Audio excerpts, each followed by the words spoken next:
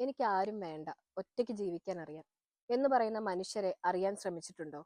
ഒരുപാട് വിശ്വസിച്ച, സ്നേഹിച്ച ആരുടെയെങ്കിലും ഭാഗത്തു നിന്നുണ്ടായ അനുഭവങ്ങളായിരിക്കാം അവരെ അത്തരത്തിൽ പറയുന്നതിലേക്ക് നയിച്ചത്.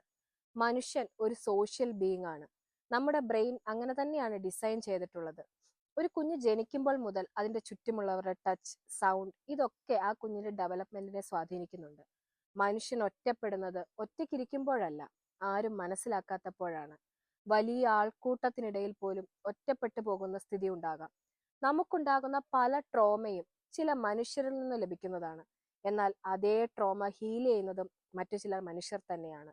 പല സമയങ്ങളിലും നമുക്ക് വേണ്ടത് അഡ്വൈസോ സൊല്യൂഷനോ ഒന്നും ആകില്ല. നമ്മളെ നമ്മളായി കാണുക, കേൾക്കുക, ജഡ്ജ് ചെയ്യാതെ മനസ്സിലാക്കുക എന്നത് ഓരോ മനുഷ്യന്റെയും വലിയ ആവശ്യങ്ങളാണ്.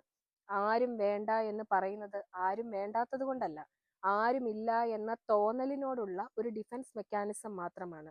ഒറ്റയ്ക്കായതുകൊണ്ട് വേറൊന്നും നോക്കണ്ടല്ലോ, നല്ല ഫ്രീഡം അല്ലേ എന്ന് പറഞ്ഞു കേട്ടിട്ടുണ്ട്. സ്വാതന്ത്ര്യവും ഒറ്റപ്പെടലും രണ്ടാണ്.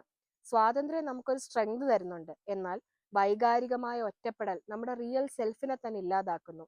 മനുഷ്യർക്ക് മനുഷ്യർ തന്നെയാണ് വേണ്ടത്. Being alone is okay, but feeling unseen, that's what break us. Thank U.